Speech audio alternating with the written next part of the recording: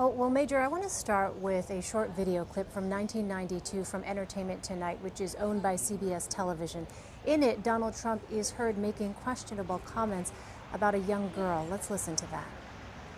Soon, Thursday night, you're going up the escalator? I'm going to be dating her in 10 years. Can you believe it?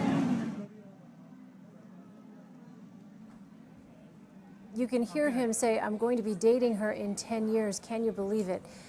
Major, I wonder how concerned the Trump campaign is about videos like that one continuing to surface.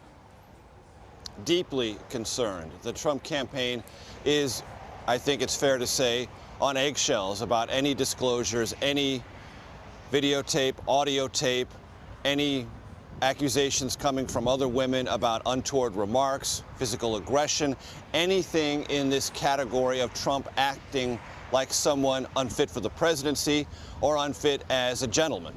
And the Trump campaign doesn't know what's out there, doesn't know what may or may not be coming, and Trump has not really given those closest to him any indication about what might be out there. One of this realities of the Trump campaign, Elaine, and it's been never more apparent than it is now. Unlike most people who run for the presidency, it appears Donald Trump did very little opposition research on himself. Most people who seek the presidency, skilled politicians, do all of that in advance, or as much of it as they can, to find out all the potentially negative things that might be out there, how to prepare for them, how to respond, and how to keep them out of public view if at all possible. The last couple of weeks certainly indicate that if Donald Trump was curious about that, he wasn't curious enough.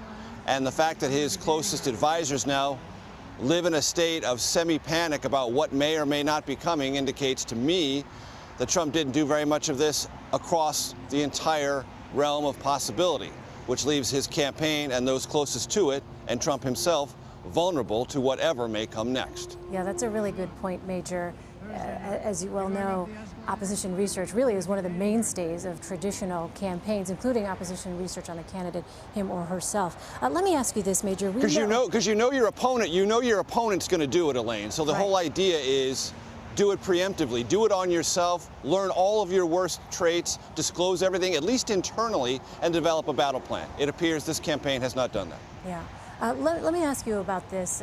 We know that Donald Trump's core supporters remain unfazed by the controversial remarks regarding women. I wonder how you interpret the polls that we're seeing now. Are those undecided voters responding? And also, Major, what really is the challenge here for those folks who are in Trump's inner circle as they head into these final weeks before Election Day? I think the best way to answer that, Elaine, is based on conversations I've had with Trump supporters this week and that our embed, Sopan Deb, has had as well. Yes, Trump supporters remain fiercely loyal to Trump. They think all of this is either a media exaggeration or that there are things that have been revealed about ethical issues related to Hillary Clinton, the Clinton Foundation, the WikiLeaks emails that they believe are far, far more important and far more on point as to who might or might not be fit for the presidency. They are locked in.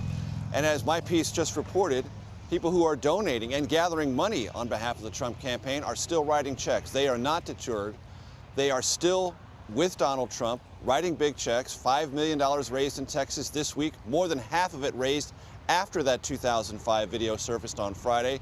And bundlers I've talked to working on Trump's behalf say that's an indication to them, surprising they concede it to be, that people are still not only committed to Trump, but willing to write big checks on behalf of the campaign. And the principal reason is not because Donald Trump is the best, most ethical person who ever sought the presidency, but they believe Hillary Clinton is, if not the worst, the closest they've seen in their lifetime to the worst, and they want to defeat her and are willing to stick with Trump no matter what to achieve that goal. That seems to me to be the overall context. The challenge for Trump is expand the number of people who believe that, beyond those who have been committed for these many, many months.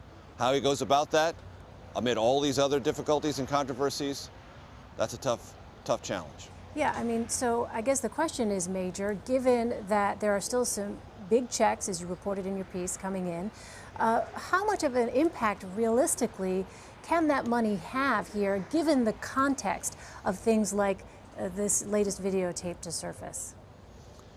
Well, that's a more interesting question this week than it was last week, Elaine, because these funds are raised for the Victory Fund, which is a Trump Republican National Committee joint operation that is basically designed to improve get out the vote efforts for everyone on the Republican ballot, from Trump all the way down. And this schism that's developed over the weekend and intensified in the last couple of days, led by House Speaker Paul Ryan, raises a legitimate question about how much of that money is going to be devoted for Trump, how much is it going to be devoted to House Republican races, Senate Republican races, governor's races, et cetera, et cetera. All of that is to be worked out by the Trump campaign and the Republican National Committee, which they insist publicly are working in hand in glove and in total cooperation. But all of this tumult raises questions about how effective that money can be, how many people you can energize, and how many people you can deliver to the polls.